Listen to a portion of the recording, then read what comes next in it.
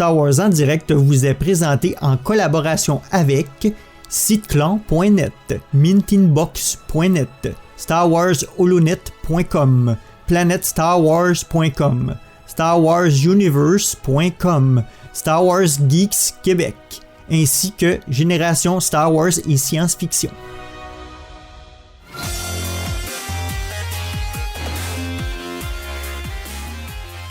Bienvenue à Star Wars en direct, la voix du fandom Star Wars depuis plus de 20 ans pour cette édition jeunesse spéciale Halloween. Cette fois-ci, on va critiquer ensemble les albums volume 1 et 2 de Dark Vador, Les Contes du Château, donc des BD parus chez Delcourt. Comme vous pouvez le voir, pour tout bon Star Wars en direct jeunesse, je suis accompagné d'un chroniqueur du public cible, donc cette fois-ci, c'est mon grand garçon Louis. Bonjour Louis, comment ça va? Bien. Bien, t'es prêt à nous dire ce que t'as pensé de ces albums-là? Oui. Bon, puis avant qu'on saute dans le vif du sujet, est-ce que tu pourrais nous dire quoi de neuf côté Star Wars pour toi ces temps-ci? Samedi dernier, on est au Comic-Con, il y avait plein de gens costumés. Mm-hmm. On a fait des jeux vidéo. Est-ce qu'il y avait des jeux vidéo de Star Wars au moins? Non, j'en ai pas vu, mais je pense que c'était des jeux rétro, là, si je me trompe pas. Il y en avait des rétro, il y en avait des réalités virtuelles. Tout. Ah ouais, réalité virtuelle, ça peut pas être très rétro, là, parce que dans le temps, il y en avait pas. C'est excellent. C'est excellent. Évidemment, tu as fait tes lectures Star Wars aussi. On va parler des BD aujourd'hui. Donc, sinon de mon côté, moi, je suis, comme souvent, dans de la lecture Star Wars. Je suis très dans la Haute République ces temps-ci. Mais on attend bientôt le 3e et dernier volume de la trilogie actuelle de Tron, de l'ascendance Chiss. Donc, ça sera ma prochaine lecture. Ah, et on a écouté aussi, c'est vrai, les épisodes de Vision, Star Wars Vision. On les a pas encore tous écoutés. Non, on en a écouté 2, 3, je crois. 4, je pense. 4, mais ouais, c'est ça. Il y en a 9. Il va falloir qu'on finisse ça. Jusqu'à maintenant, est-ce que tu as aimé ça? Ouais. Ouais, moi, c'est pas vraiment mon dada. Là. Le style animé japonais, là, c'est... moi non plus. Mais c'est juste un peu le côté drôle qui... Ouais, c'est moins sérieux que du Star Wars. Ils ont essayé de refaire Star Wars une version... la version. Ouais, comme celui-là avec le groupe de musique, là. Il y avait un hot qui jouait de la batterie, là, donc ouais. Ça fait plus penser aux albums jeunesse, justement. Donc voilà, sinon, avant de passer en hyperespace, on peut peut-être rappeler nos émissions récentes. Donc, qu'est-ce qu'on a récemment? On a critiqué le 2e roman jeune adulte, cette fois-ci de la Haute République, donc qui s'intitule Out of the Shadow. Juste avant, on avait le Express là, sur le Comic-Con de Québec dont tu parlais tout à l'heure. Et il y a eu un épisode aussi, Julien et Thomas ont critiqué justement les différents épisodes de Vision. Donc voilà, sur ce, si ça te va, évidemment, on va passer en hyperespace. Mm-hmm. Oh crap! Prepare to jump into hyperspace on my mark. All right, stand by.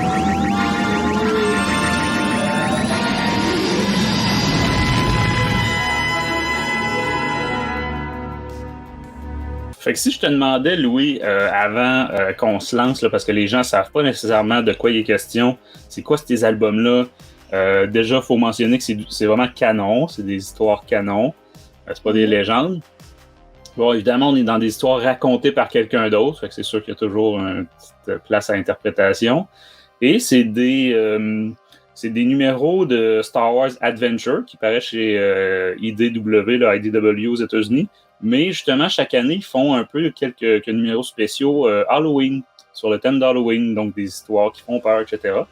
Et c'est ça, ça fait quelques années qu'ils font ça déjà. Ils en font pas toujours la même quantité, tout ça. Mais bref, pendant 2 ans, ils ont fait 5 numéros et Delcourt les a rassemblés dans des albums que voici. Donc, si je te demandais pour les auditeurs, c'est ça qui n'ont aucune idée de quoi il est question, si tu peux nous lire le synopsis là, de l'éditeur. Ouais. Comment pensez-vous qu'une bande de rebelles se distrait lorsqu'elle pénètre dans un des endroits les plus effroyables de la galaxie, en se racontant des histoires pour se faire peur? Bien entendu, des récits peuplés de terrifiants vilains et de monstrueuses créatures. Suivez Linagraph, Kraté et leurs amis alors qu'ils tentent d'échapper au piège mortel qui referme le château de Dark Vador. Ouais, ben, Linographe, Crater et leurs amis, est-ce que tu te souviens? G3 et Eudes. Comment? Script, Eudes et G3.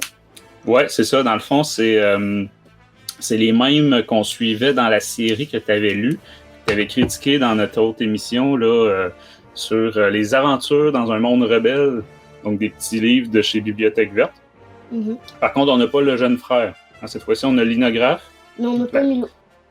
Milo, c'est ça, le Milographe. Mais on a Crater qui revient et là, il y a d'autres personnages qui s'ajoutent. Donc, avant de tomber dans le détail, ben, je vais déjà mentionner, c'est ça, tout ce qui est scénario, c'est de Cavan Scott. Cavan Scott, c'est un habitué dans le matériel jeunesse Star Wars, mais c'est quelqu'un qui, de plus en plus, on voit dans l'adulte aussi, justement dans la Haute République. C'est un des 5 auteurs de l'équipe là, de la Haute République, fait que ce soit en comics, romans, justement, le plus récemment, il avait écrit The Rising Storm. C'est lui aussi qui fait souvent des audiodramas, fait qu'il nous avait fait Dooku Jedi Lost il y a quelques années que j'avais beaucoup aimé. Fait que bref, c'est ça, tout ce qui est histoire, c'est Cavan Scott. Les dessinateurs, ben il y a un dessinateur pour la trame générale, et à chaque numéro de comics, il y a un dessinateur supplémentaire pour l'aspect flashback, on va dire, ou l'histoire qui est racontée. Fait que là, à chaque numéro, ça change. Sinon, toutes les couvertures, c'est le même dessinateur, c'est Francesco Francavilla. Et voilà. Sinon, on montrera là, à l'écran des exemples là, selon chaque numéro. Mais avant, c'est ça, de passer numéro par numéro.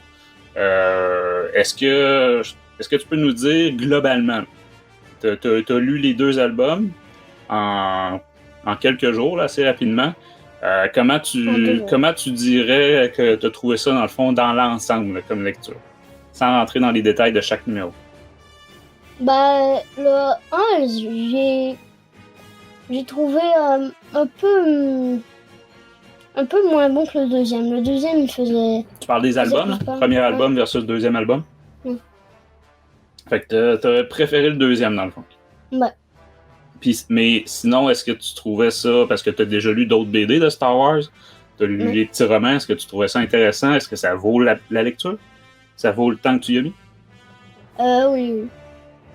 Fait que bref, t'as quand même bien aimé ça. Même si le premier, tu l'as moins aimé, est-ce que tu le conseilles quand même à la lecture? Oui. C'est bon. Tu vois, moi, de mon côté, je trouve que c'est supérieur aux autres albums Star Wars en direct jeunesse qu'on avait jusqu'à maintenant. Donc, le matériel jeunesse, il faut comprendre que c'est jamais des histoires continues. C'est toujours des petites aventures là, vraiment courtes, puis de longueur toujours différente. Et puis, fait qu'on voit souvent cette fameuse équipe-là, là, Linographe. Puis on voit aussi même, quand ça se passe à l'époque de la postlogie, c'est encore des graphes, mais là, je pense que c'est son neveu à Linographe. En tout cas, c'est une autre génération de cette famille-là. Il y a encore le droïde Crater. Mais je trouve que ces récits-là, là, style horreur, moi j'ai trouvé que c'était une très très bonne idée, là, puis ça nous permet justement d'aller dans un style qu'on voit pas dans Star Wars d'habitude là, du tout. Là, le type, on a vu ça peut-être dans quelques épisodes de Clone Wars, qui était un petit peu horreur. Il y en avait un avec des géonosiens, un peu zombies, ce genre-là, ou sur Datomir. Mais Mustafar. Ouais, Mustafar. Mais bref, c'est ça, on est dans ce genre de thématique-là. Fait que globalement, t'es comme moi, je vous les conseille. Fait qu'on va entrer vraiment plus là, dans le détail, album par album. Donc, premier numéro, Louis, ben, dans le fond, on a Linographe, son équipe de rebelles, là, il y a Crater, il y a 2 autres rebelles avec elle. Ils sont pourchassés par des TIE Fighters dans l'espace, ils se font toucher. Et ils se débarrassent des tailles, mais leur vaisseau est en difficulté, sont obligés d'aller s'écraser sur Mustafar, qui est la place la plus proche à ce moment-là. Une place très sinistre, hein, ça fait peur, etc. Et quelqu'un, justement, se met à dire « Ah tiens, telle situation, ça me fait penser à telle histoire. » Et là, on tombe dans l'histoire qui est racontée. Fait que le premier numéro, Louis, ben, dans le fond, c'est ça. C'est quoi l'histoire, de quoi ça parle? Bah, c'est Chopper, Hera et Kanan qui cherchent un certain Grayson. Ils réussissent à trouver leur vaisseau écrasé sur un astéroïde. Mm-hmm. Mais le vaisseau, il n'y a plus rien dedans. Puis il y a une capsule de sauvetage que Hera a vue, qui s'était échappée. Fait qu'est-ce qu'il retrouve le personnage, Grayson? Ouais, elle a reçu une genre de décharge, mais en fait c'était un esprit. Puis ça l'a amené dans le vaisseau. Un esprit maléfique, là, style Sith, là, ou quelque chose comme ça, du côté obscur. Là. Bah en fait c'est juste quelqu'un qui a été jeté dans l'espace à mort, puis il est revenu. Puis ouais, c'est ça. Fait que c'est une histoire de vaisseau hanté, on va dire, là, celle-là. Ouais. Et puis t'as dit c'est Kanan, Hera et Chopper, mais c'est ça, on n'a pas encore le reste de l'équipe de rebelles. Alors, on voit pas Ezra, Sabine, etc. Là. Fait qu'on peut supposer que ça se passe avant. Ouais. Dans le fond, hein, parce qu'il en parle pas du tout dans ce numéro-là.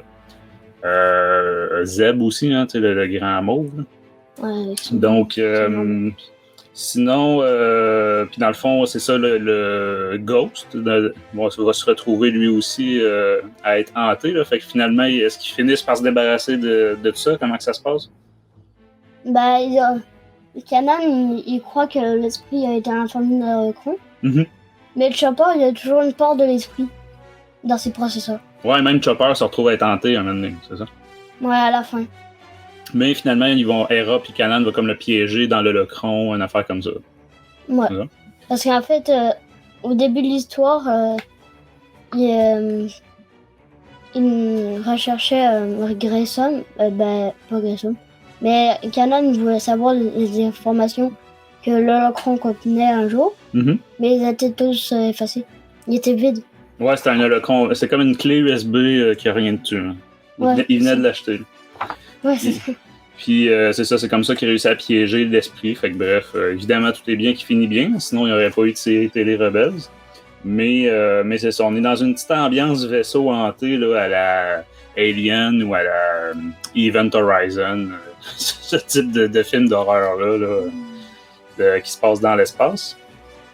Fait que déjà, on va parler côté histoire. Est-ce que tu as apprécié cette petite histoire-là? Ouais. Ouais, c'était divertissant? Puis ça faisait changement d'avoir Hera et Kanan dans ce contexte-là, dans le fond. Ouais, on n'est pas habitué dans Rebels, là, c'était quand même beaucoup plus léger. Avant qu'ils découvrent les trois autres, là, je me souviens bien, les trois. Ben, je dis que c'était léger, il y a quand même un moment où Kanan... ça finit mal, là, mais bon, des premières saisons, c'était assez léger. Puis, côté graphique, qu'est-ce que tu as pensé? Parce que, évidemment, on a toujours un graphiste, là, un dessinateur puis un coloriste pour la trame principale. Donc, tu sais, l'inographe qui est sur Mustafar avec son équipe de rebelles. Et on a un autre dessinateur pour chaque petite histoire. Fait que comment tu as trouvé les dessins de ceux-là? J'ai aimé les sombris, tu sais. Les ombres, les éclairages, tout ça. Ouais, c'était bien fait. Ouais, c'est vrai qu'avec l'esprit, hein, qui fait un éclairage vert, un peu le Locron, tout ça, puis on est dans le noir souvent. Fait que c'est vrai que c'est à cause que c'est comme Grayson il l'a dit, que c'était comme sur son vaisseau, ça commence par les lumières, puis après Kanan et Grayson ils se retrouvent enfermés. Kanan il réussit à ouvrir la porte avec son sabre hasard de côté avec la forme. Grayson, on l'a pas mentionné, qui est un genre d'oiseau, de perroquet, on va dire. Faudrait que Tom nous dise c'est quelle race, là, mais c'est un personnage, je crois, qu'on revoit dans d'autres BD là, de Star Wars Adventure. Mais bref, voilà, t'as raison, c'est super beau au niveau de la colorisation. Et au niveau du dessin, on est dans un style cartoon un peu. Fait que moi, c'est quelque chose que j'apprécie beaucoup. Là. Je trouve que ça fit beaucoup avec ce type de BD-là. Ouais, moi aussi.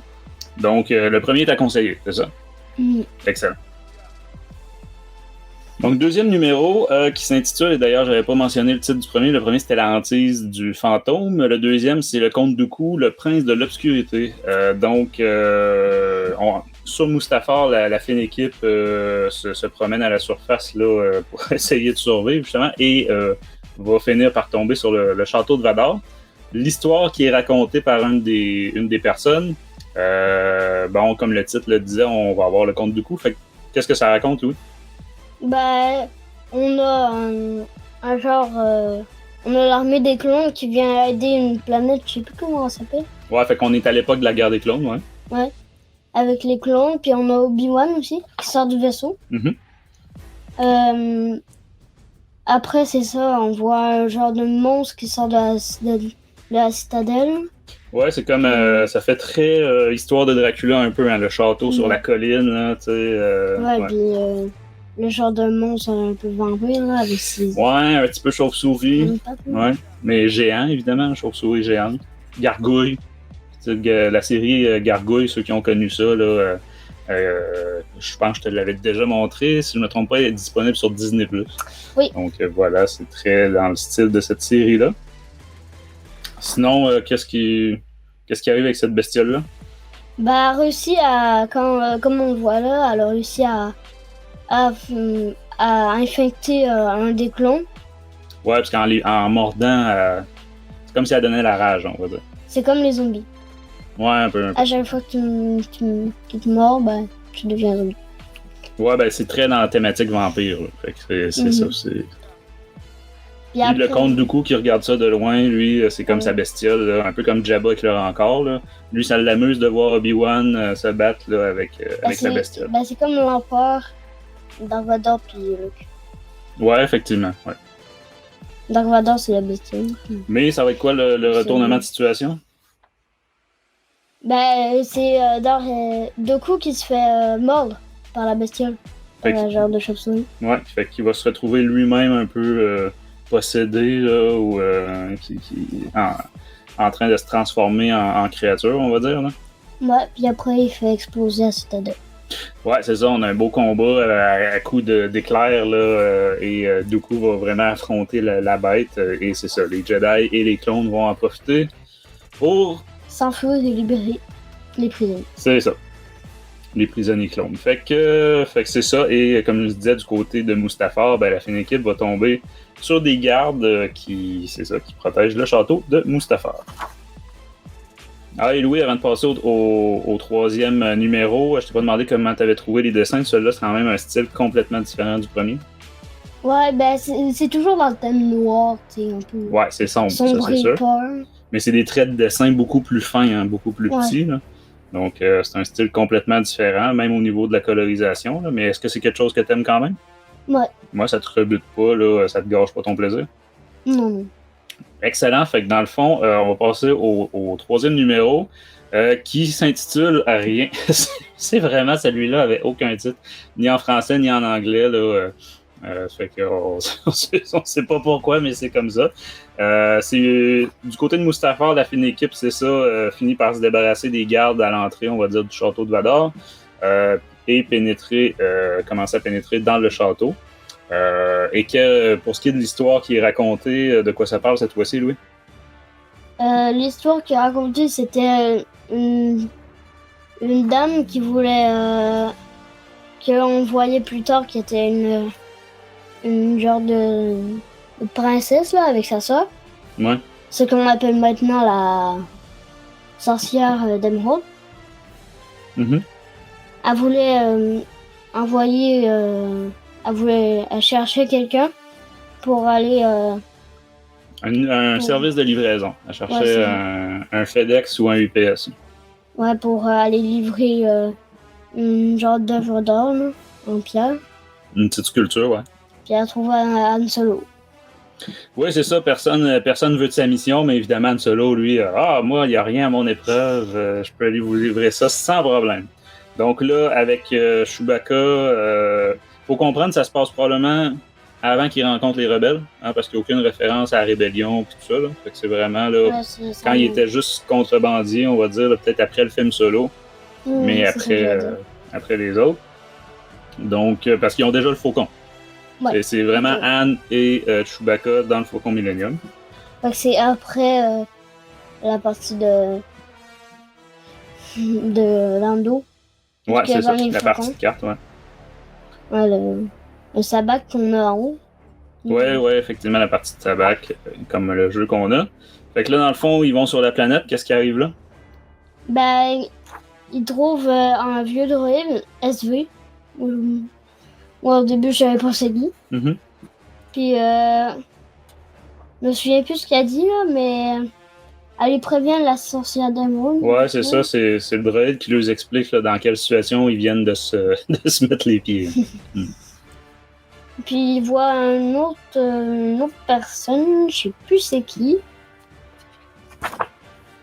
En fait, il y avait déjà un autre livreur, on va dire, qui avait été engagé, quelqu'un que Han Solo connaît. Et là, il tombe dessus dans la forêt, mais il voit qu'il a énormément vieilli. Il est rendu super vieux, là, alors que quand Han le connaissait, il était jeune. Puis il est emprisonné dans des plantes. Ouais, dans des plantes grimpantes. Mm-hmm. Puis Han Solo, lui, ça arrive. C'est la même chose qui lui est arrivé à lui. Il y a une genre de poudre ou de vapeur qui arrive dans son visage, puis après il s'endort très très très longtemps. Puis après il y a même des cheveux blancs. Ouais, c'est ça, il se met à vieillir très rapidement aussi. Là, fait qu'on voit beaucoup de rides sur le visage, les cheveux blancs, comme tu dis, là, qui commencent à pousser. Et là, dans le fond, il était observé tout ce temps-là par un genre de hibou. Et là, tout à coup, on se rend compte que comment qu'on l'a appelé, la sorcière? D'Émeraude. La sorcière d'Émeraude qui les surveillait. Donc, comment est-ce qu'ils vont réussir à sortir de là? Parce que quand on va voir Han Solo, il est encore vivant et il n'est pas si vieux que ça. Avant que Han Solo il aille trouver son ami, là, Chewie, il avait peur. Puis du coup, il est resté avec le faucon. Puis Han Solo lui a dit de protéger le faucon des plantes. Donc du coup, après, Han Solo, il sera emprisonné. La sorcière d'Émeraude lui dit qu'il est tout seul, qu'il ne pourra rien faire. Et c'est là que Chewbacca est arrivé à la rescousse. Ouais, Han Solo lui dit qu'il est pas seul, puis Chewbacca vient. Puis là, c'est un peu la partie drôle, c'est que Chewbacca se fait arroser par la vapeur. Une espèce de plante qui projette une fumée ou des spores. Là, Puis Han Solo, il dit, c'est pas juste, pourquoi tu n'as pas vieilli? Ouais, mais dans le fond, c'est qu'on s'en rend pas compte. Hein? Chewbacca, il y a quoi, 200 ans, je pense, à ce moment-là. Ouais. Puis comment ils vont réussir à s'en sortir? Ils défont les plantes. Puis après, la sorcière d'Émeraude, elle a plus de pouvoir. Ouais, puis je pense qu'ils détruisent aussi l'idole, là, l'espèce de petite sculpture, dans le fond. Fait que c'est ça qui va comme faire perdre les pouvoirs à la sorcière. Puis quand ils vont s'enfuir... les plantes ont réussi à mettre c'est les fleurs qui projettent la vapeur. Ça fait 3 fois qu'on en parle. Puis... Mais c'est ça, qu'est-ce qui va arriver à la sorcière? La sorcière, elle devient un genre de rocher qui s'évapore.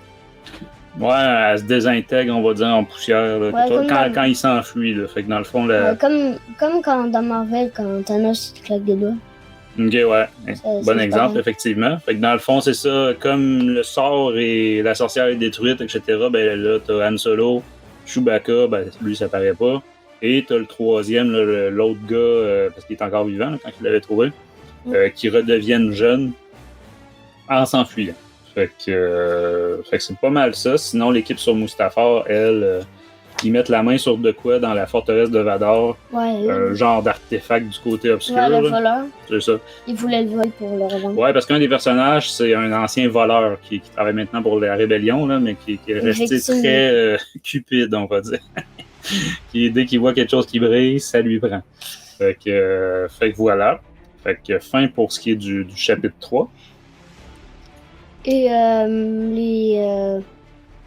les dessins, j'ai pas mal aimé aussi. Ouais, on revenait vers un style un peu plus cartoon, mais pas autant que le premier. C'était vraiment cartoon. Mais c'est un peu un mélange du premier puis du deuxième.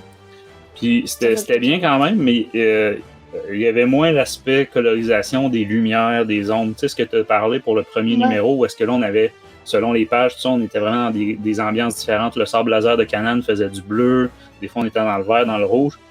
Là, c'est relativement, là, tu sais, il n'y a pas cet aspect-là. C'est assez simpliste là, au niveau colorisation.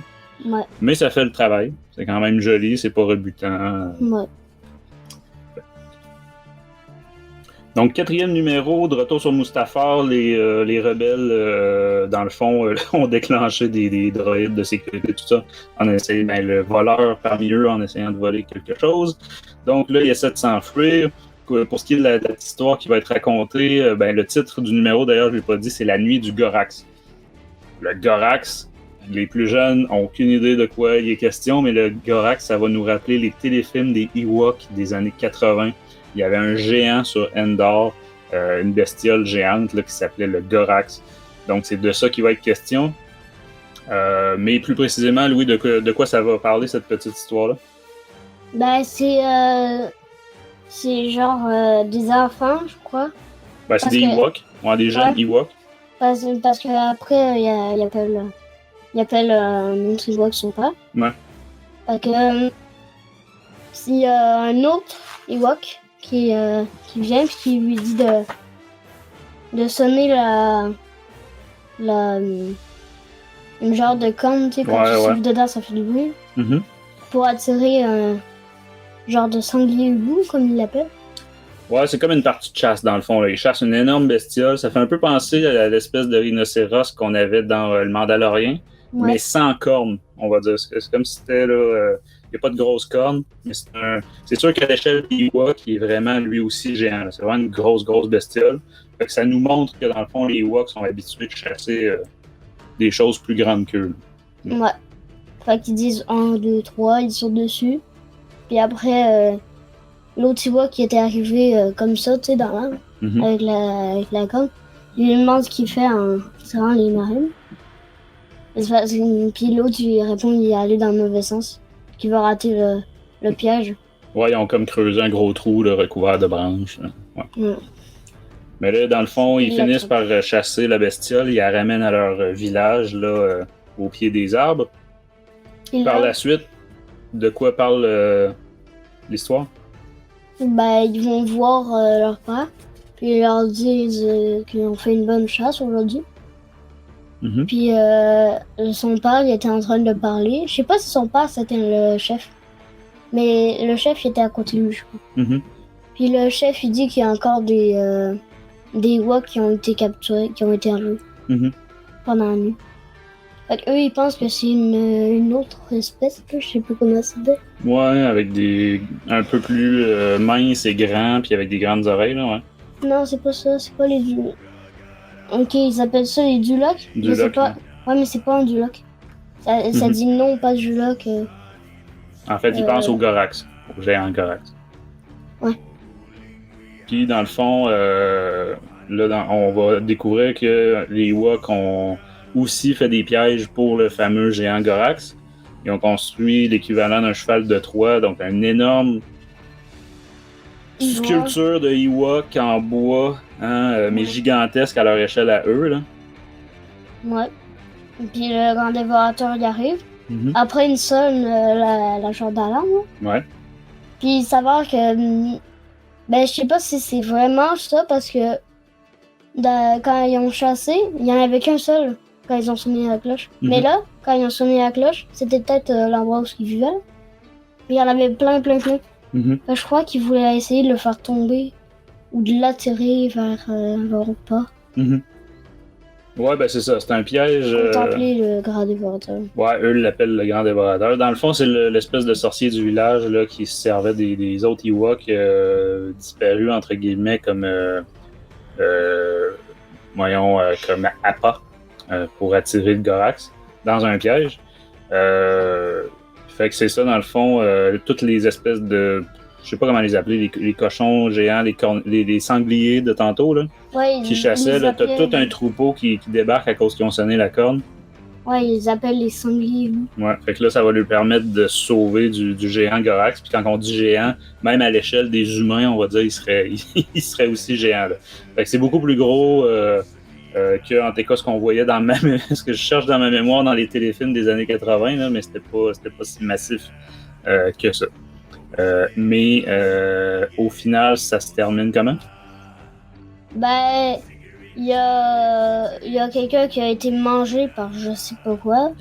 Je crois que c'est le Gorax, mais je suis pas sûr. Ouais, ben dans le fond, c'est ça a l'air d'être en face de lui, mais vu que le Gorax est ultra grand. Ouais. Tu sais, s'il serait penché, ça serait en haut. Le méchant de l'histoire, on va dire le sorcier du village, là, ou en tout cas l'ancien du village, qui se servait des jeunes puis des bébés comme des appâts. Lui réussit pas à se sauver là, sur le dos des sangliers et tout ça du troupeau. Et la dernière page, on en comprend qu'il va être, il va être dévoré par le Gorax. Donc, ça sera bien fait pour lui. Ouais. Hein? Sinon, du retour sur Mustafar, ben, dans le fond, la fine équipe va faire la rencontre de... comment il s'appelle? C'est Véné. Donc, le fameux serviteur de Vador là, qu'on peut apercevoir dans Rogue One. Je sais pas si on le voit à l'écran, ton chandail. Mais dans Rogue One, il y a quelqu'un qui va déranger Vador qui est dans son tube. Là. Donc voilà, c'est Véné qui va être là pour la plupart des numéros suivants. Puis il est en train de détruire G3. Ouais, c'est ça, Crater. Ouais. Non, G3. L'autre droïde G3, mais là après ça, t'as Crater qui se fait trancher en diagonale par un sable laser. On comprend que c'est l'arrivée de Darth Vader. Puis on le voit aussi. Ouais, pam. Maîtresse Nina Blade. Côté dessin, qu'est-ce que tu as pensé? Parce que ici, on a vraiment un style complètement différent des autres. C'est pas très cartoon. Ouais, moi, j'ai pas aimé ces dessins-là. Non? Non. Ouais, je trouve que c'est moins un peu détaillé, tu sais, que les autres dessins. Ouais, c'est un style, moi je dirais plus à l'ancienne. On a l'impression de relire un comics là, en papier très vraiment zéro lustré, là, comme quand j'étais jeune, là, dans les années 80. Puis même au niveau colorisation, mais ça fit avec les dessins. Mais c'est ça, colorisation, on est dans un certain nombre de spectres de couleurs, mais on s'en éloigne pas. T'sais, on est sur Endor, fait qu'on pourrait croire qu'on va être dans du vert, tout ça, mais pas du tout. On est tout le temps dans du bleu-gris, qui tire une petite affaire sur le bleu-vert, là, vert de gris, comme on dit, là. Et évidemment du rouge là, pour les situations de panique, etc., les situations d'urgence. Mais puis on a un peu de mauve sur le Ewok qu'on voit. Là. Ouais, c'est ça. Fait que, évidemment, on peut dire que ça va avec l'éclairage extérieur là, de la journée, mais c'est ça. On est vraiment dans un style très particulier. J'ai l'impression que soit on aime, soit on n'aime pas. Toi, t'as pas aimé? Non. Mais non. L'histoire? Est-ce que l'histoire compensait? Ouais, l'histoire, oui, mais les dessins, non. Moi, j'avais beaucoup aimé la couverture de celui-ci, là, avec tous les petits Ewoks. Puis, le fait que, justement, sinon, les Ewoks, souvent, ça va être des petites histoires cute, avec des petites bestioles cute. Là, on les voit à la chasse, etc., vraiment se battre pour le vie, tout ça. Fait que ça, j'ai trouvé ça super. Ouais. Je m'étais d'ailleurs servi de certaines images de cet album-là pour refaire le Star Wars 101 sur la menace Ewok. Là. Donc, voilà. Moi, c'est quand même un numéro que je conseille. Mais t'as raison. Les graphismes, je pense que beaucoup de gens vont... Surtout malheureusement, là, mais les plus jeunes qui sont habitués à quelque chose de plus cartoon un peu, on n'est pas là-dedans du tout là, cette fois-ci. Ouais. Ok, fait que dernier numéro, Louis, de ce premier album, donc la première année qu'ils ont fait ça, numéro 5, s'intitule L'effroyable finale.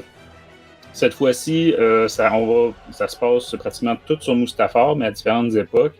Évidemment, la fine équipe là, des rebelles sont en fuite de Vador, Véné et des gardes là, de la citadelle de Vador. On a Véné qui va raconter une histoire, mais vraiment très courte cette fois. C'est pas le gros du numéro, c'est vraiment juste quelques pages d'une époque où les Mustafariens s'étaient rebellés, c'est ça?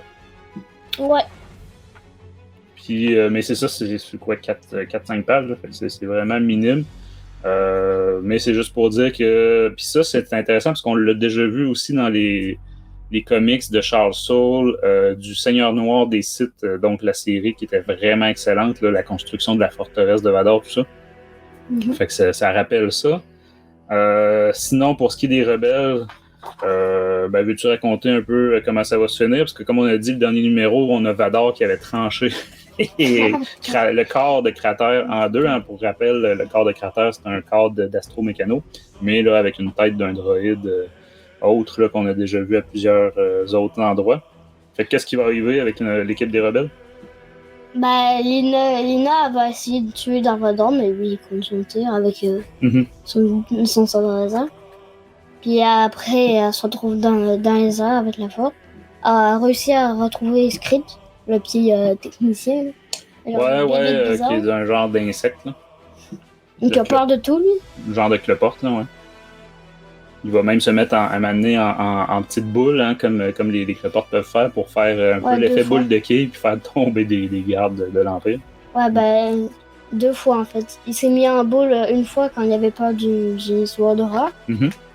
Puis l'autre, ben, c'est juste qu'on voit, c'est quand, comme tu disais, quand il faisait tomber des gardes de l'Empire. Sinon, qu'est-ce qui va arriver avec notre fameux droïde Crater là, qu'on suit depuis plusieurs lignes? Ben, Lina, elle veut pas perdre Crater, du coup, elle prend sa tête pour garder sa mémoire, tu sais, c'est pour... Ouais, c'est ça, on va dire qu'il n'y a pas besoin du reste de son corps.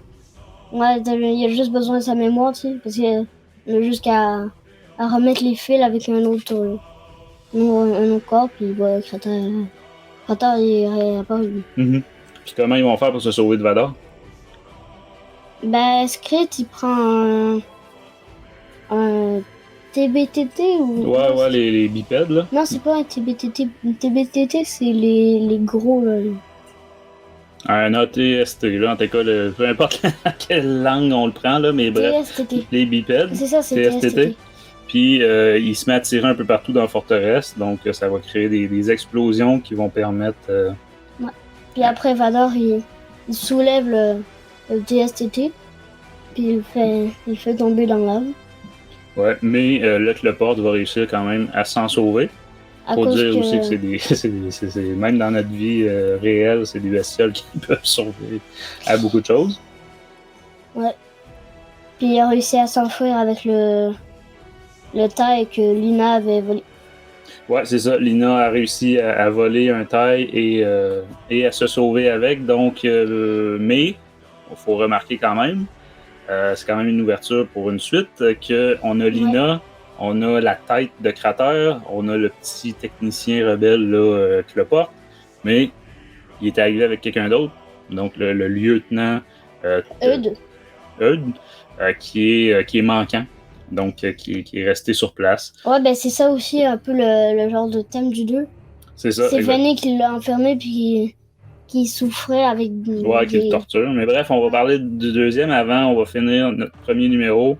Comment tu as trouvé l'histoire puis la conclusion de l'histoire dans ce tome 5 là?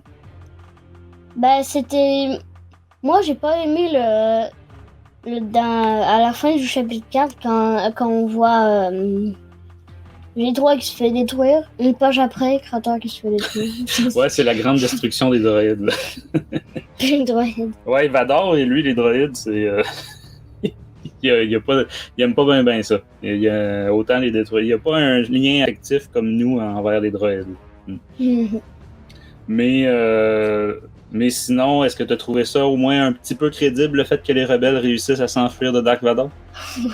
Ben, pas vraiment. Ben, c'est sûr qu'il y a des explosions, là, donc c'est ça qui déstabilise Vador là, à un moment, mais bon. Mais non, mais Vador, on peut presque pas lui échapper. Effectivement, c'est ça. Mais bon, voilà, ça se passe au château de Vador, ça aurait été un peu plate qu'il n'y ait pas Vador. Et bon, c'est des personnages, le but c'est de les revoir après, fait qu'il fallait bien qu'ils trouvaient le moyen de les sauver. On a quelques petits flashbacks aussi dans ce numéro-là, des histoires précédentes, donc on a un flashback de Dooku, Obi-Wan, les créatures, des Ewoks, Chewbacca qui se battait avec les plantes grimpantes, etc. Donc c'est ça, c'est comme une conclusion d'une mini-série en 5. Puis je pense que c'était vraiment un peu un test qu'il faisait, fait que c'était pas dit du tout qu'il allait avoir une suite à ça ou quoi que ce soit. Mais voilà. Fait que, mais tu disais tantôt en ouverture d'émission que globalement t'as un peu moins aimé cet album-là que le suivant. Non, ouais. T'as préféré l'autre. Fait qu'on va parler de l'autre justement. Ouais. Donc, deuxième album, volume 2, donc l'année suivante, ils ont refait une mini-série qui, étonnamment, est vraiment une suite directe, si on peut dire. Moi, en tout cas, je m'attendais là, à ce que ce soit autre chose, mais vraiment, c'est une suite directe. Donc, premier des numéros, on peut peut-être mentionner que pour... Tu sais, je disais tantôt que la partie sur Mustafar, c'était toujours le même dessinateur des numéros. Là, c'est encore le cas, mais on a changé de dessinateur cette fois-ci. Vous allez voir un style quand même assez différent, mais on a encore Cavan Scott dans le fond à l'écriture. Fait que ça se poursuit. Fait que premier numéro, le titre c'est Le Diable Cornu. Donc, vous allez vite comprendre de qui il est question, vu la couverture. Donc, ça débute évidemment sur Mustafar. On est dans le château de Vador. On a Véné, le fameux serviteur de Vador, qui, comme Louis, tu disais tantôt, qui torture. On le voit pas au début, mais on va vite comprendre là, que c'est justement le rebelle qui est resté sur place. Le lieutenant Todd. H-U-D-D. C'est ça. Donc, et tant qu'à le torturer, il se dit je vais lui raconter des histoires qui font peur sur des gens fous. Donc voilà, ce premier numéro-là, cette première mini-histoire-là, ça parle de quoi, Louis? Ben, c'est une planète un peu... Décharge. Ouais, un peu poubelle. Mm-hmm. Ben, en fait, on l'a déjà vu. Hein. On était sur cette planète-là pendant peut-être 2 ou 3 épisodes de la série de Clone Wars. Donc, ça s'appelle l'Auto Minor. Donc, on va vite comprendre. De toute façon, avec la couverture, on a compris de qui était question. Là, mais bref, pourquoi on est de retour sur cette planète-là? Ben, à cause qu'il y a un genre de robot qui cherche des membres pour son équipage. Mm-hmm. Mais ils veulent savoir si... mais pour avoir les membres de l'équipage, ils envoient des personnes sur cette planète-là pour voir s'ils peuvent survivre dans cette planète-là un jour. Ouais, pendant 24 heures. Puis elle leur dit aussi qu'il y a un labyrinthe en dessous de la planète. Un labyrinthe hanté, Ouais. précise. Donc voilà, et c'est des gens, on voit tout de suite, qui s'apprécient pas beaucoup, hein, surtout il y a un des membres de l'équipe qui est désagréable avec les autres. Ils se retrouvent au début, ils sont en surface, mais rapidement, ils se retrouvent dans le fameux labyrinthe, là, dans les grottes souterraines. Encore une fois, c'est ce qu'on a déjà vu dans la série de Clone Wars, donc on n'est pas perdu. Et qu'est-ce qui arrive dans les grottes? Ben, on voit je sais pas c'est quoi l'espèce, mais qui se fait enlever par quelque chose qu'au début, on voit une genre de tige noire. Puis qu'après, comme tu dis 2 fois, on va vite comprendre c'est quoi. Qui se fait enlever, puis les 3, ils se sont séparés. Ouais. Ben, celui-là avec le chandail mauve, puis les 2 autres, là, se sont séparés. Puis celui-là avec le chandail mauve, il a retrouvé l'autre. Sauf qu'après, c'est ça qu'on voit qu'il y a Darth Maul avec son corps mécanique d'araignée. Ouais, comme on l'avait vu, là. Donc, on comprend que l'histoire se déroule sans doute avant ce qu'on a vu dans The Clone Wars, quand Savage Opress va retrouver son frère. Ouais. Donc, fait que voilà, Maul les attaque. Évidemment, il essaie de se défendre comme il peut en lançant des roches, là, et on a un Maul qui a vraiment encore une fois, comme dans la série, il a complètement perdu l'esprit. Ce qu'il dit, ça fait pas de sens. Donc, on est vraiment dans l'ambiance là, comme on avait dans la série. Mais après, c'est ça, il y a les 2 autres personnes qui s'étaient séparées, qui ont arrivé, puis il y a l'autre que tu disais tantôt qui était méchant un peu. Ouais. Qui a trouvé qu'il y avait un genre d'appareil d'électrocution. Un filet électrique. Ouais, c'est ça, un filet électrique. Puis il a emprisonné Maul dedans. C'est ça. Puis on va apprendre que dans le fond, la version qu'on avait eue jusque-là n'était pas vraie. En fait, lui, il savait qu'il s'en venait capturer Maul. C'est juste les autres, là, ils servaient d'appât, sauf qu'il le savait pas. Mais c'est ça, lui, il savait qu'il s'en venait vraiment capturer Maul pour le compte d'un... Dans le fond, c'est des chasseurs de primes. On sait pas pour qui, pour le compte de qui. Mais c'est ça, quelqu'un qui savait que Maul était là. C'est peut-être sa mère là, sur Datomir, je sais pas. Fait que qu'est-ce qui arrive une fois qu'il ramène Maul dans le vaisseau? Ben, Maul il a réussi à s'échapper avec toujours son genre de corps araignée. Là. Ouais, il y a des lames partout. Fait que lui, il déchire le filet, là, c'est pas bien long. Parce qu'il est plus inconscient. Fait que là, dans le fond, est-ce qu'il va réussir à s'échapper? Parce que dans ces télé, on voit qu'il est encore pris sur la planète. Oui, parce que... lui, Maul, son but, c'est pas de s'échapper. C'est pas de sortir du vaisseau. Ouais, lui, il aimerait ça prendre le contrôle pour s'enfuir. Ouais. Mais lui, il a pas réussi, puis il y a l'autre... la fille, là, qui réussit à ouvrir la porte. Le sas, dans le fond, arrière, là. Ouais.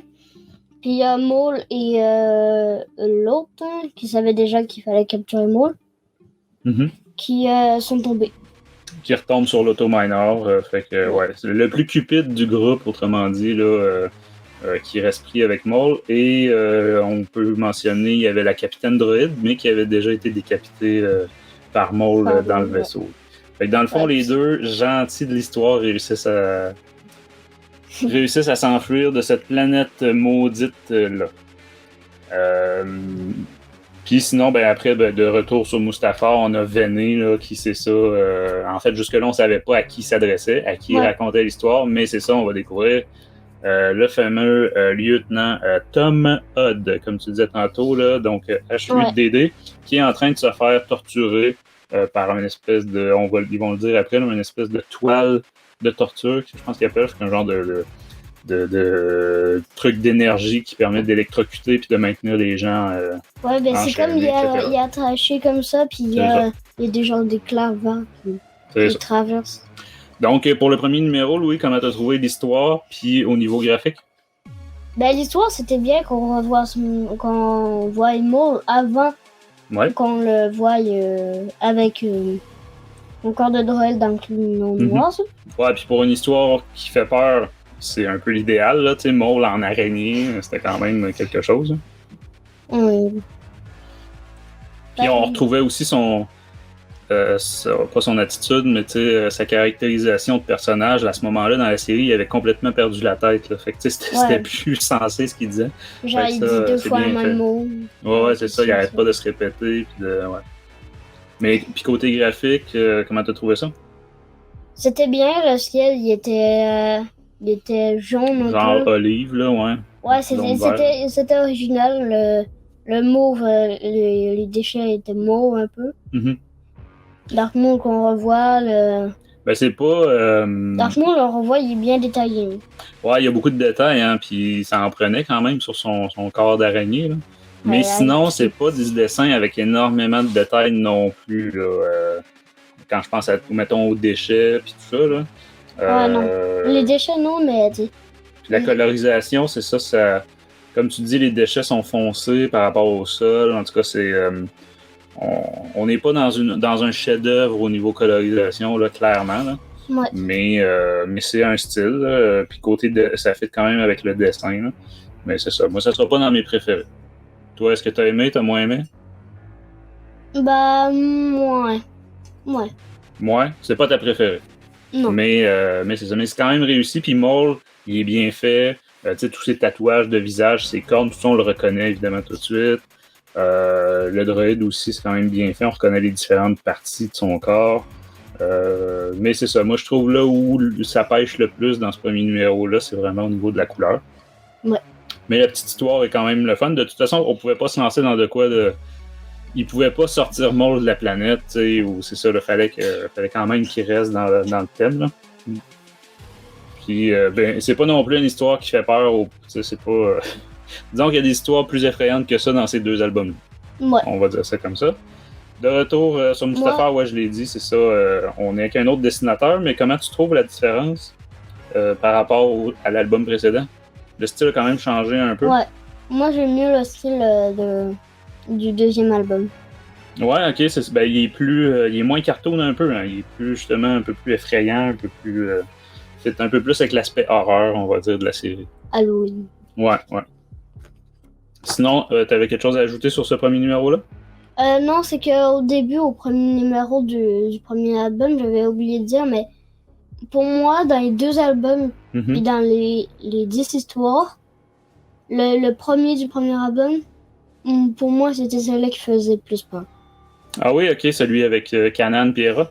Ouais, l'espèce d'esprit du mal, là? Ouais, au début, on pense que c'est vraiment une décharge électrique. Et après, on se rend compte que c'est pas vraiment une décharge électrique. Ben, c'est bon. En tout cas, on va continuer avec nos numéros. Ouais. Donc, prochain numéro, deuxième du volume 2, là, on va le numéroter comme ça. Ça s'intitule Le Fléau de Tarkin. Moi, j'ai adoré, entre autres, la couverture de ce numéro-là. J'ai trouvé ça super beau. Donc, sur Mustafar, on a le lieutenant là, rebelle qui se fait torturer par Véné. Et discussion entre les deux, puis c'est ça, le lieutenant rebelle va lui dire moi aussi j'en connais des histoires qui font peur, là, fait que lui il essaie de gagner du temps là, justement, puis de distraire Véné. Donc on va commencer à lui conter une histoire qui parle de Tarkin justement. Et Louis, ça nous raconte quoi cette histoire-là de Tarkin? Ben c'est Tarkin avec toujours son croiseur interstellaire. Mm-hmm. Il arrive sur un croiseur interstellaire, dans une navette. Ouais, dans une navette. Mm-hmm. Puis après, on voit une giga explosion. Ouais, le croiseur est comme attaqué par un vaisseau bélier, on va appeler ça comme ça. Il y a un vaisseau qui leur fonce droit dessus. Il y a une haut taux de radiation, en tout cas une histoire pourquoi les boucliers du vaisseau là, sont comme désactivés par le vaisseau bélier. Fait que énorme explosion, comme tu dis. Puis après, on voit une giga créature qui fait à peu près... je dirais 1 mètre de plus que Tarkin. Mm-hmm. Au début... Qui est un mélange de plein de races là, qu'on a déjà vu. Ouais, c'est un peu ça. Puis c'est quoi cette créature-là? On apprend là, parce que Tarkin est obligé d'expliquer à la commandante du vaisseau qu'est-ce qui se passe, c'est quoi cette bestiole-là. Puis Tarkin, il y a la...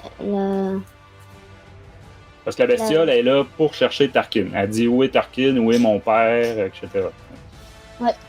Puis Tarkin, lui, il répond c'est un damier. Un damné, ouais, c'est ça.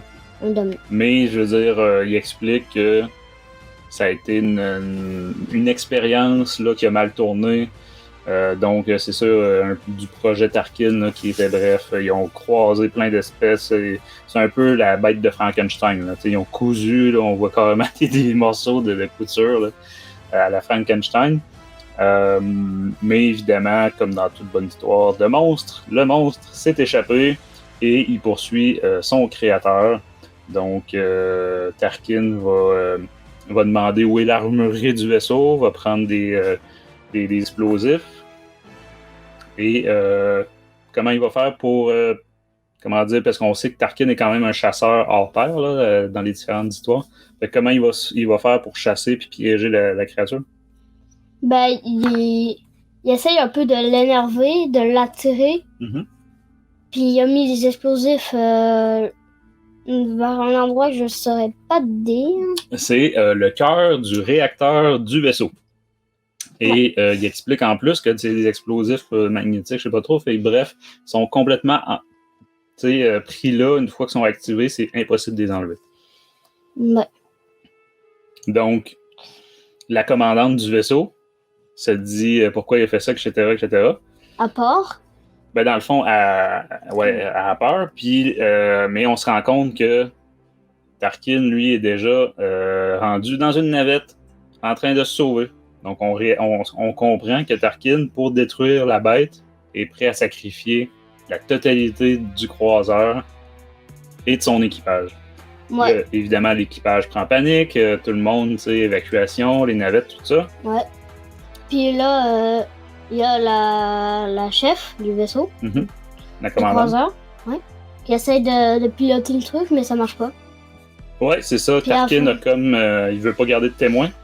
Donc, il a désactivé les commandes des navettes. Ouais, c'est ça. Il a comme saboté un peu là, l'évacuation. Ouais, puis c'est le damné qui nous le dit, dans la fenêtre de la navette. Ouais, le damné, comme tu dis, la bête, là, on va dire. Enfin, je dis la bête depuis tantôt, mais c'est quand même quelqu'un qui parle, là, puis qui a une conscience, tout ça. Mais c'est ça, lui, il dit qu'il a été créé pour détruire, tuer, etc., mais au final, il va sauver du monde. Ouais. C'est ça, pas en débloquant les commandes, là, c'est pas un informaticien, mais plutôt en détruisant les choses qui les retenaient, là, les ancrages, tout ça, et manuellement, en expulsant, on va dire, là, pas le vaisseau de sauvetage, mais bref, la capsule d'évacuation. Même genre que ce qu'on voit au début du tout premier film là, de Un Nouvel Espoir. Ouais. Et bien sûr, on a l'explosion, juste après la libération de la chef, de la capitaine. Ouais. Puis le damné qu'on pense qui est mort. on va supposer qu'il n'a pas survécu. Ouais, mais avec Star Wars, on a eu beaucoup de surprises. C'est comme Maul, justement, qui est revenu souvent. Mais c'est ça, dans le fond, le lieutenant explique que c'est la commandante elle-même qui lui a raconté cette histoire-là parce qu'elle l'a rejoint après s'être aperçue comment elle était traitée dans l'Empire. Elle a rejoint, comme plusieurs, la rébellion. On voit Mon Mothma, là. Mhm. Donc, voilà. Mais tout ça, le fait que c'était le lieutenant qui racontait une histoire, c'était prévu. Dans le fond, c'était un stratagème de sa part pour réussir à s'enfuir. Dans le fond, fait que là, on commence une petite... une petite partie de cache-cache, là, de cachette dans le château de Vador, où est-ce que Vanné cherche le lieutenant. Puis, que je voulais dire, ah oui, c'est ça ce numéro-là, comment t'as trouvé l'histoire et les dessins? L'histoire, j'ai bien aimé. C'est dans ces livres-là, j'ai l'impression qu'ils ont essayé de remettre beaucoup de personnages qu'on n'avait pas vus depuis. Tu veux dire Tarkin, Mon Mothma, etc. Ouais. Ben, puis là, avec, tu sais, on avait une histoire style vampire, une histoire style Alien, là, ou en tout cas Event Horizon, là, un vaisseau possédé dans l'espace. On a eu, là, cette fois-ci, on est vraiment dans du style Frankenstein, là, pur, là. C'est vraiment, tu vois, l'inspiration assez directe. Mais c'est correct, c'est une réinterprétation façon Star Wars d'une même histoire. Fait que c'est quand même bien, mais c'est pas l'histoire, c'est pas la meilleure des deux albums. Non. Clairement. Puis au niveau de dessin, comment t'as trouvé ça? Au niveau de ça, j'ai trouvé ça mieux que la première. Ouais? Ouais, c'est vrai. Je suis d'accord avec toi. C'est sûr que la bête en question, là, la créature de Tarkin, tu sais, c'est plusieurs couleurs, plusieurs espèces mélangées. Donc ça vient, pas mélangeant, mais tu sais, pas évident quand même comment dire, de faire de quoi de clair, net et précis, qu'on reconnaît tout de suite, ok, son bras c'est telle espèce ou telle autre. Là, il y a juste sa tête qu'on peut vraiment tout de suite deviner c'est quelle espèce. Mais sinon, au niveau des couleurs, au niveau des dessins, parce qu'on est dans du très fin quand même, là, tu sais, sur certaines cases, là, on est dans au tout petit stylo très précis, là, on n'est pas au marqueur. Oui. Mais t'as aimé ça quand même? Ouais. Ouais, t'as trouvé ça plus beau que le premier, c'est bon. Mm-hmm. Ok, donc troisième numéro du deuxième album qui s'intitule Marilyn, petit monstre sarlac. Donc évidemment, on se doute bien de quoi il va être question. On peut voir tout de suite aussi à la couverture qu'on est en présence de Asajj Ventress, un personnage que personnellement j'aime beaucoup. Donc sur Mustafar, on a Vanné, le serviteur de Vador, qui poursuit le lieutenant Odd. Avec une genre de hache bizarre. Ouais, une hache avec de l'énergie au bout, là, on va dire. Une genre de fossé, en tout cas, ça fait très personnage de la mort. Et qui on comprend qu'ils se parlent, les deux, tu sais, sont dans des couloirs, tout ça, fait qu'ils s'entendent, là, mais c'est ça, ils se courent après. Donc, encore une fois, on a Vanné qui va raconter une histoire à Odd. Donc, de quoi nous parle cette histoire-là, cette fois-ci, Louis? Ben, c'est sur une ville. Ben, sur Coruscant. On est sur Coruscant, au niveau 13-13, justement, au niveau qu'on a déjà vu quelques fois. Ouais, avec un genre de policier, là. Ouais, un agent de sécurité. Qui cherche quelqu'un. Et le quelqu'un et l'agent de sécurité se font attraper par quelque chose qu'on ne sait pas encore. Bon, on voit juste une tentacule. Ouais. On va dire ça comme ça. Fait qu'on sait que c'est pas une pieuvre. Ben, oui, ça peut être une très grosse pieuvre. Mais en tout cas, on connaît le titre, là, ça va être un sarlac, mais bon.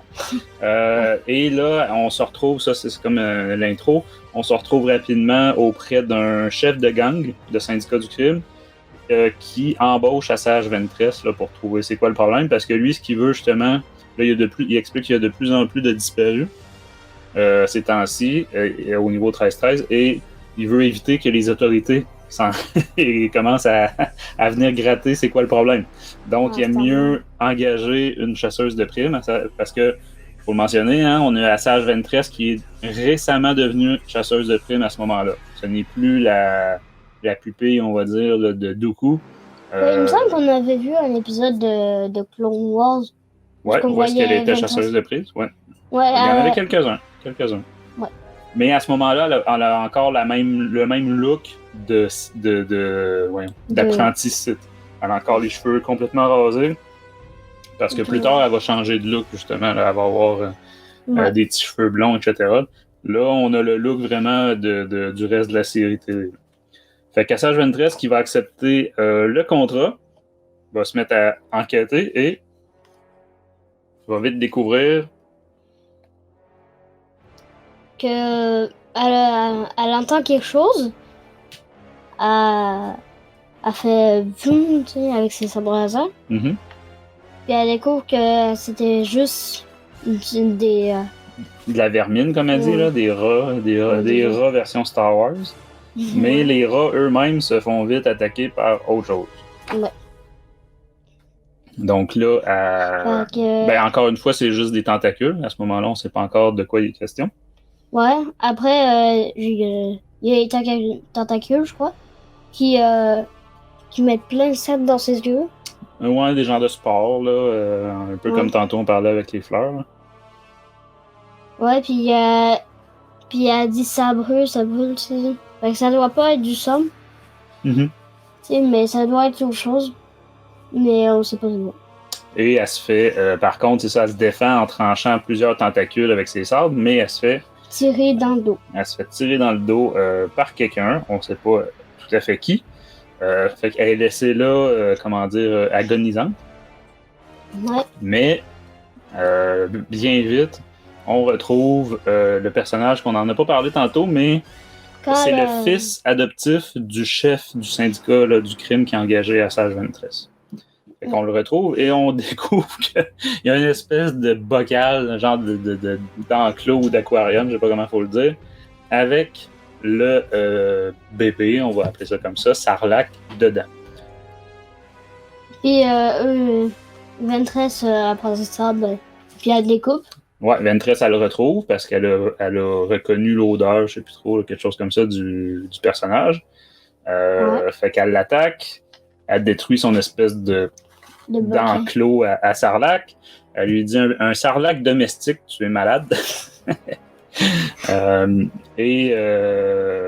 évidemment, le fils en question veut protéger son animal de compagnie, mais le Sarlacc ayant grandi au fil du temps, et ben c'est ça, il attaque même le personnage. Donc, c'est ça, son maître. Donc, Ventress va s'en débarrasser en se servant de sa force là, surhumaine pour le tirer dans le puits complètement, on va dire, sur Coruscant, là, les niveaux. Là, donc, il va finir par aller... je sais pas s'il y a un fond à ce fameux puits-là, j'imagine, mais elle va vite se rendre compte que le Sarlacc en question a eu de la progéniture. Fait que là, on a rendu avec plein de bébés Sarlacc à plein d'endroits dans un bar, dans un genre de métro, etc., qui attaquent un peu partout sur Coruscant. Donc, Ventress, comment elle va faire pour se sauver, s'en débarrasser? Parce que là, on a plein de Sarlacc là, qui rampent, là, qui vont vers elle. Je précise, c'est vrai, que ceux qui n'auraient pas pris la BD Galaxy's Edge, un Sarlacc, pour nous, c'était vraiment quelque chose qui était pris dans le sable de Tatooine. Mais on se rend compte, dans la BD Galaxy's Edge, que c'est carrément, c'est jusqu'à un certain âge, c'est mobile. Ça peut se promener comme on voit dans cette BD-là. Au début, c'est tout petit, là. Puis, fait que c'est pour ça qu'on en voit se promener. Fait que ça peut sembler bizarre pour certains, là, mais effectivement, les Sarlacc, c'est à un certain âge que ça va se trouver une place, ça va se faire un nid dans le sol, etc. Fait que voilà, elle est poursuivie par une horde de bébés Sarlacc. Elle va les mener jusqu'à son vaisseau, et qu'est-ce qu'elle va faire? Elle va prendre son vaisseau. Après, il y en a qui arrivent sur la vitre, là, au-dessus du cockpit. Mm-hmm. Ouais, ils vont la poursuivre dans le vaisseau, pis tout ça. Après, elle utilise ses sabres à laser pour les tuer. Puis elle descend de son vaisseau, puis elle le fait exploser. Ouais, c'est ça, en plein vol. Dans le fond, elle va décoller avec le vaisseau rempli de sarlac, de jeunes sarlac, et elle va se sauver et elle va activer l'autodestruction du vaisseau en plein ciel, si on peut dire. On comprend qu'on est sur Coruscant. Donc, elle va retourner pour se faire payer auprès du chef du syndicat du crime, qui va dire il n'y en a pas question, vu les circonstances, tout ça, mais bon, ça se termine évidemment pas bien pour lui, parce que il y a lui aussi un sarlac là, qui est encore vivant, qui l'attend. Et Asajj, ben, elle ne sera pas payée, mais au moins elle a sa vengeance. De retour sur Mustafar, on a Véné qui retrouve le lieutenant Todd, mais celui-ci est en train de pitonner au clavier et pour essayer justement de... Bon, c'est pas à ce moment-là, mais c'est qu'il envoie un message pour avoir des renforts. Mais voilà, il est très vite intercepté par des droïdes, des droïdes de sécurité. Genre de garde. C'est ça. Version droïde. Fait que comment t'as trouvé ce numéro-là, Louis? Histoire, dessin? Ben, histoire, c'était bien. Mm-hmm.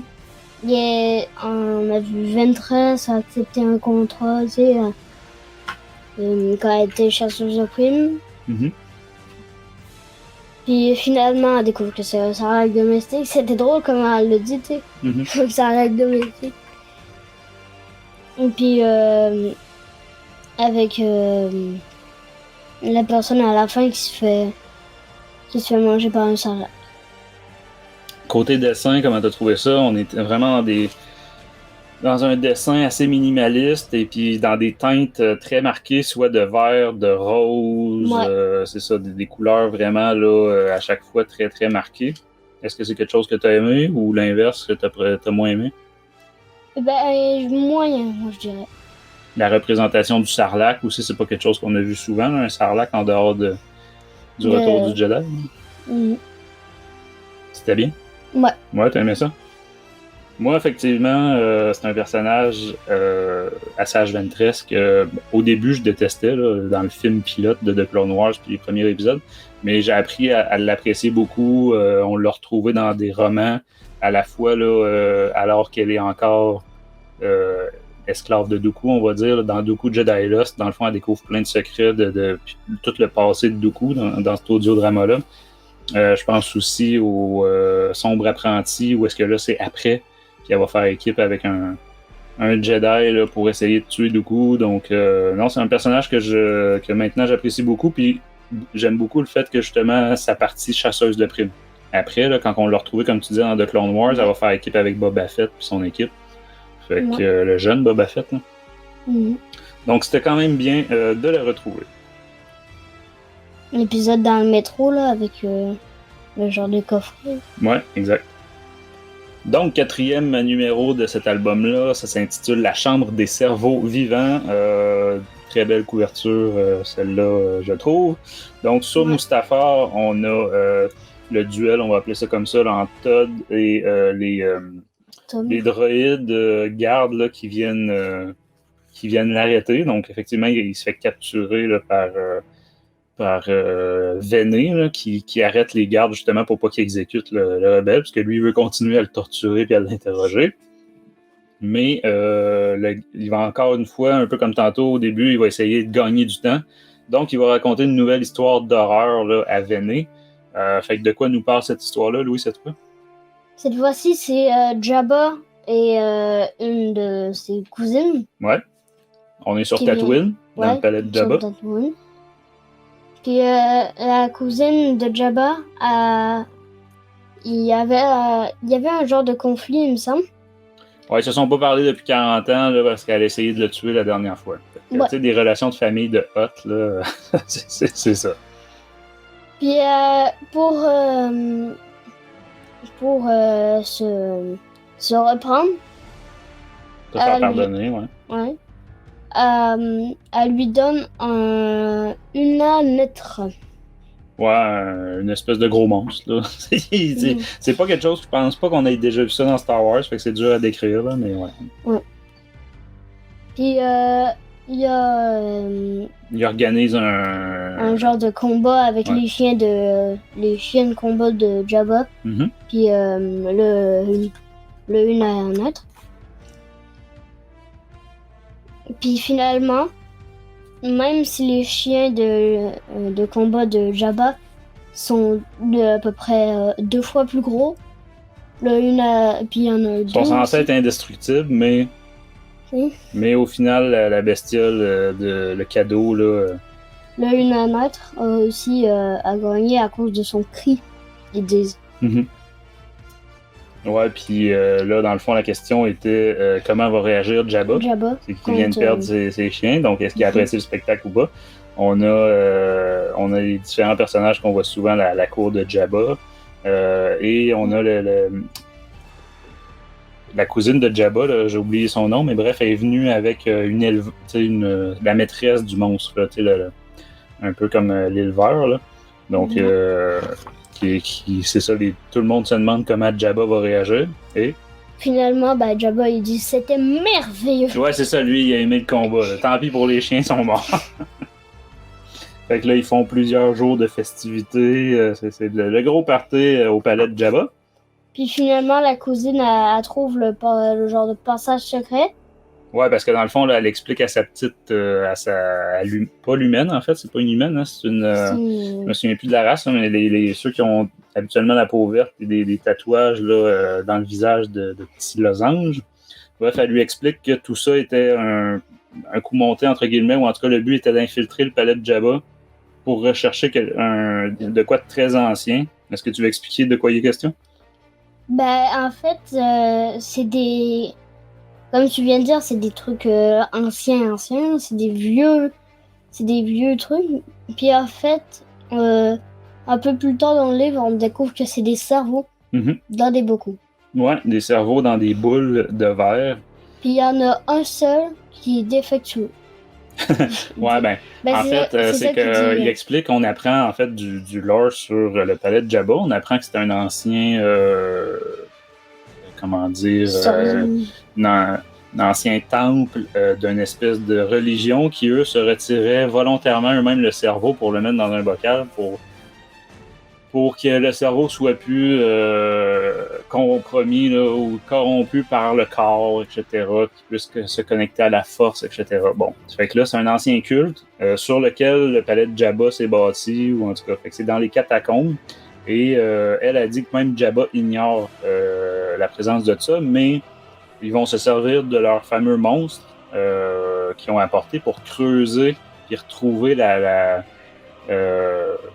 grotte où est-ce que tous ces anciens cerveaux-là sont cachés. Donc, c'est ça, ils vont descendre dans cette espèce de puits-là et récupérer un des cerveaux en particulier, là, qui s'adonne à être un ancien, je sais plus si c'est un chasseur de primes, un voleur. C'est ça, un voleur qui s'était infiltré là, mais c'est ça, il avait été abandonné par son équipe à l'époque, fait que là, il avait mis le cerveau dans un bocal, etc. Tout ça pour dire que là, tu as tous les cerveaux qui se réveillent, entre guillemets, parce qu'ils n'ont pas de bouche, mais ils parlent.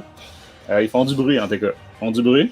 Ouais. Donc là, ils se doutent bien que Jabba risque d'être réveillé par le bruit. Donc, ils essaient de s'enfuir. Ils ont récupéré le bon cerveau, donc ça vaut une fortune parce qu'il est au courant du lieu où est-ce qu'il est caché des anciens artefacts Jedi. Fait que lui, c'est un voleur. Il était venu pour voler des artefacts Jedi cachés quelque part par là.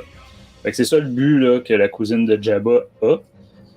Mais l'espèce de singe lézard coaxien qu'on voit toujours dans le Retour du Jedi, là, qui n'arrête pas de rire de tout, attaque la cousine de Jabba qui échappe la boule de cristal, si on peut appeler ça comme ça, là, avec le cerveau. Et on voit le genre de serviteur de Jabba. Ouais, Bib Fortuna, là, qu'on a vu dans le Retour du Jedi, puis à la fin du Mandalorien, 2e saison. Mettre le pied dessus. Puis après, on voit deux genres d'araignées. Ouais, c'est comme des espèces de droïdes qui servaient à prendre à se connecter avec les boules, avec les cerveaux, et puis c'est ça, comme ça, les personnages qui ont prélever leur propre cerveau pouvaient se promener. Mais là, ils se rendent compte en se connectant sur une des deux araignées robots que le cerveau est défectueux, donc probablement quand ils l'ont échappé là, tout à l'heure. Fait que finalement, ça ne servira à rien. Donc, Jabba, maintenant au courant de cette trahison-là, qu'est-ce qu'il va faire?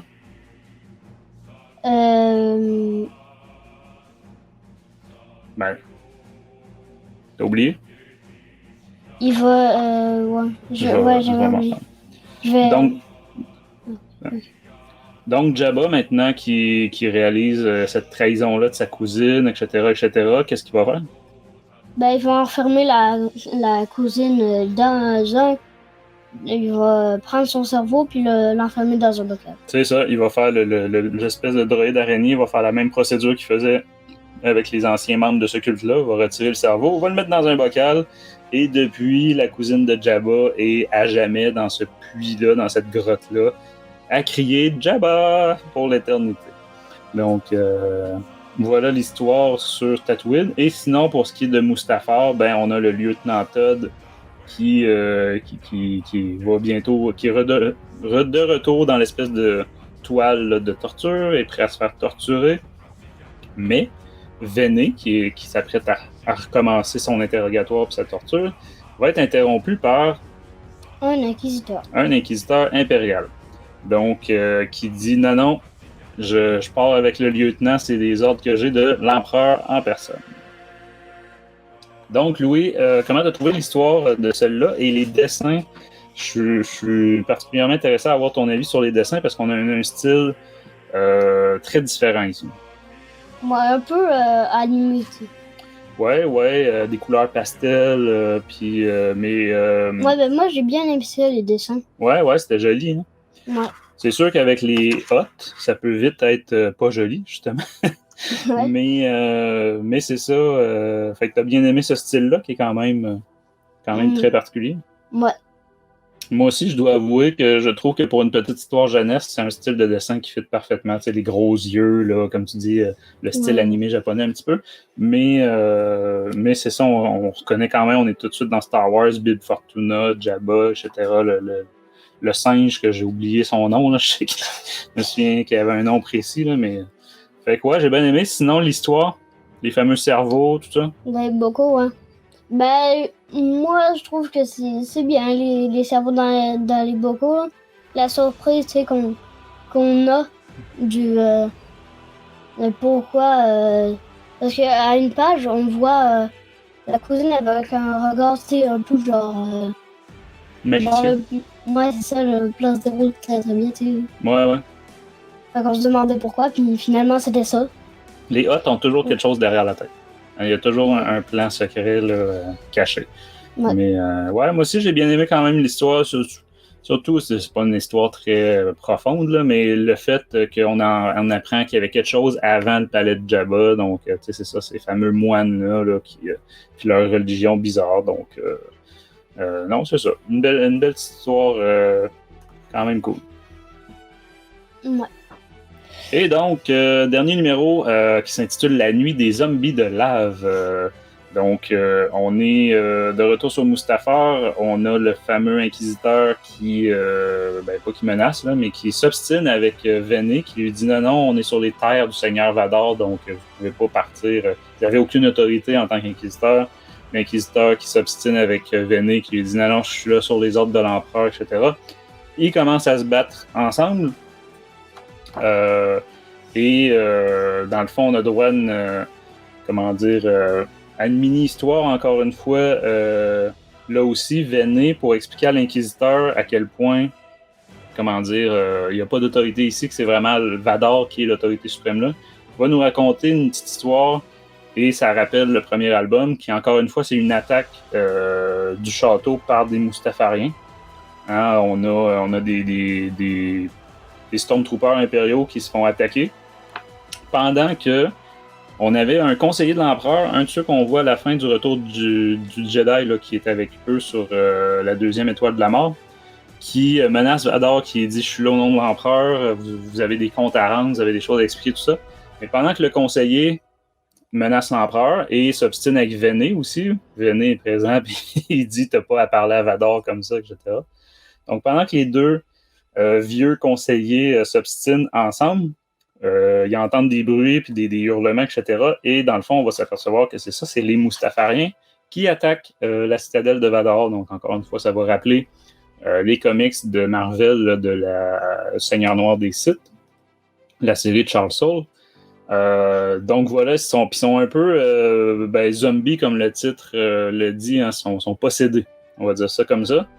Donc, puis ils se mettent même à posséder les soldats impériaux quand ils les mordent. Fait que on est vraiment dans une histoire de zombies.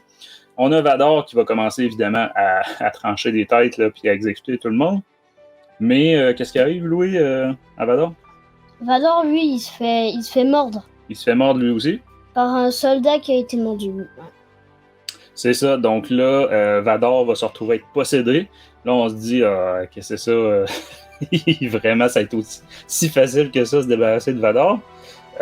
Donc là, va se pointer, qui n'était pas là jusqu'à présent, l'espèce de sorcière de Mustafar qui contrôlait justement ces zombies-là. Donc là, elle va commencer à... Puis là, elle explique, tu as les deux conseillers là, apeurés qui s'obstinent avec elle, etc. Dans le fond, elle va le dire, non, Vador, c'est rendu ma marionnette, là, je le contrôle, etc. Mais est-ce que c'est si simple que ça?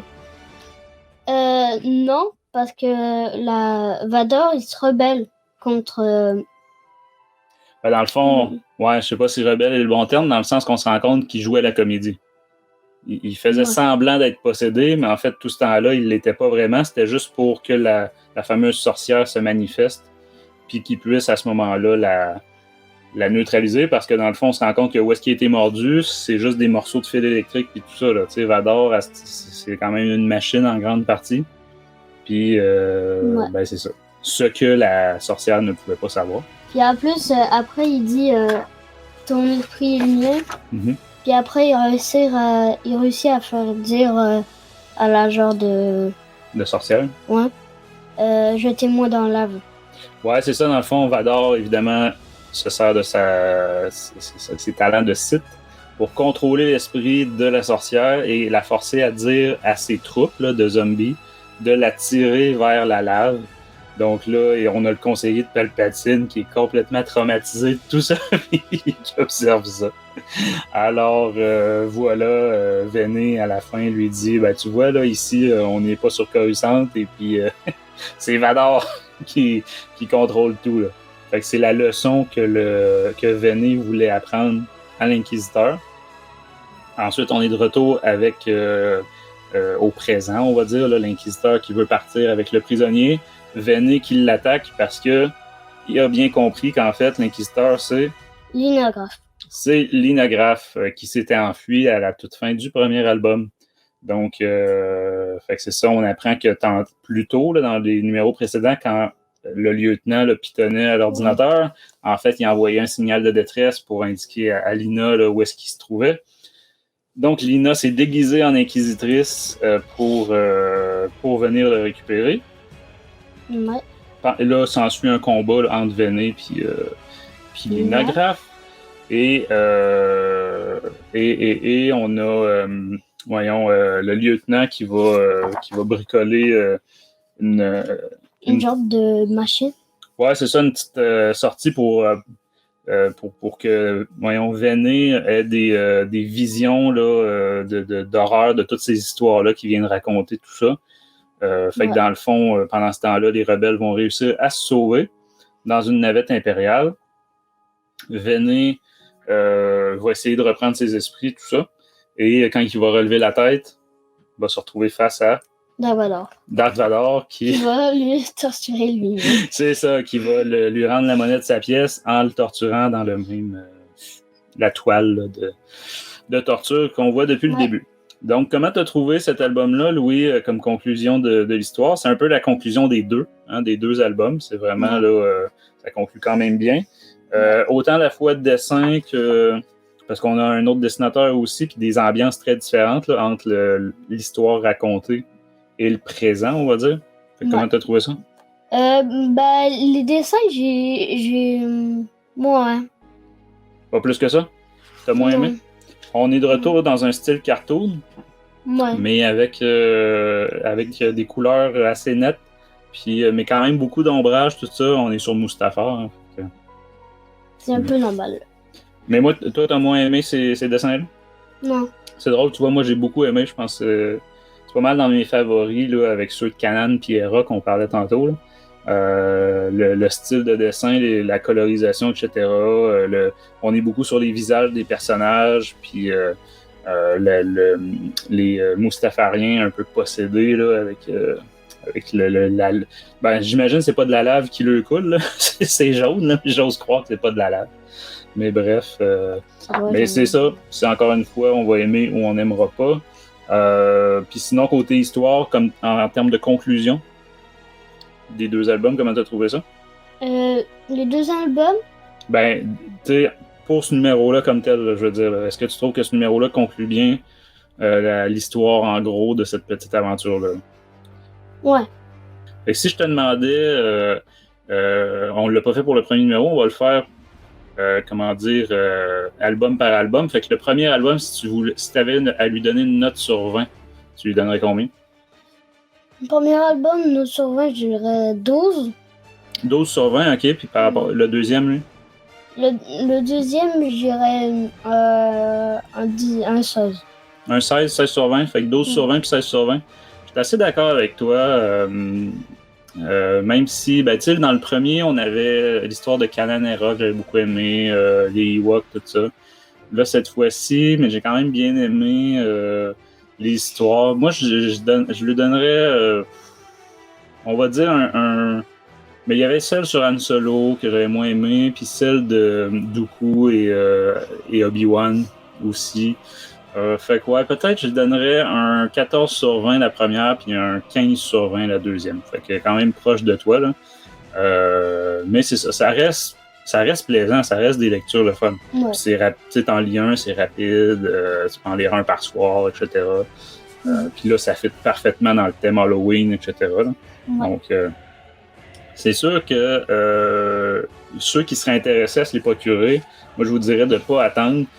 Parce que Delcourt, comme vous le savez, a abandonné la licence et je crois qu'au 1er janvier, ils vont carrément retirer des tablettes, là, ce qui leur reste, 1er janvier 2022. Donc, ces deux albums-là sont encore disponibles. Ils expliquent chez Delcourt et c'est vraiment pas assuré que Panini va les reprendre. On a posé la question à Aurélien Vivès de chez Panini l'autre jour dans notre entrevue avec lui. Et même si là, ils vont commencer à publier des légendes, tout ça, pour le matériel jeunesse, ils vont le faire pour la Haute République, mais il n'y a rien qui dit qu'ils vont publier les suites de ces albums-là, parce qu'il y a eu d'autres histoires les années suivantes en anglais, mais il n'y a rien qui dit que Panini va publier les suites, et il n'y a rien qui dit qu'ils vont republier ces albums-là une fois qu'ils seront plus disponibles. Donc tout ça, je vous dis, si vous voulez l'avoir à votre collection, c'est quand même du contenu canon. Puis c'est ça, 2 petits albums de 5 comics là, fait que c'est ça, c'est quand même à conseiller, mais comme je vous dis, faut pas trop attendre si vous les voulez. Fait que toi, Louis, est-ce que tu conseillerais ces lectures-là à tes amis qui seraient intéressés à lire des BD Star Wars? Ouais, mes amis aiment bien Star Wars. Mm-hmm. C'est Maul aussi. Ouais, on a une histoire sur Maul, effectivement. Fait qu'avant d'attaquer les histoores plus sérieuses sur Maul là, de chez Marvel, tu trouves que commencer par ceux-là pour les plus jeunes, c'est quand même une bonne idée? Ouais. Moi, je trouve que c'est vraiment une bonne idée parce que ça te raconte pas trop l'histoire de Star Wars. Ouais, non, c'est ça, on est dans des affaires des à côté. Ben, dans le jeunesse, en général, c'est ça. On est vraiment dans des histoires qui changent rien à la grande histoire de Star Wars, mais c'est des petits divertissements quand même plaisants. Donc voilà, je pense que on a tout dit, puis je pense que c'était quand même des critiques positives, hein, dans les deux cas, là, quand même des très bonnes notes. Donc voilà, c'est ça, c'est sur ces critiques qu'on va conclure cette édition de Star Wars en direct jeunesse. Comme toujours, si vous avez des suggestions, des commentaires, n'hésitez pas là, sur nos différents médias sociaux, que ce soit sur notre Discord, en commentaire de YouTube, etc. N'hésitez pas à partager l'épisode aussi, par exemple, à vos amis, Moi, je trouve en tout cas que c'est le genre de choses qui fait des super cadeaux, justement pour des jeunes, pour les initiés à la lecture Star Wars. Donc voilà, mais partager l'émission, c'est déjà, c'est déjà un bon début pour faire croître justement la communauté, d'autant plus à un public cible qui connaît moins justement la littérature Star Wars. Donc voilà, on vous encourage. En terminant, on va vous souhaiter un bon Halloween, que vous soyez déguisé ou que vous fêtiez ça sur le thème de Star Wars ou non. Par exemple, dans ton cas, c'est Marvel plus avec Iron Man. Donc, de la part de toute l'équipe, merci d'avoir été à l'écoute de Star Wars en direct, la voix du fandom Star Wars. Et que la force soit avec vous.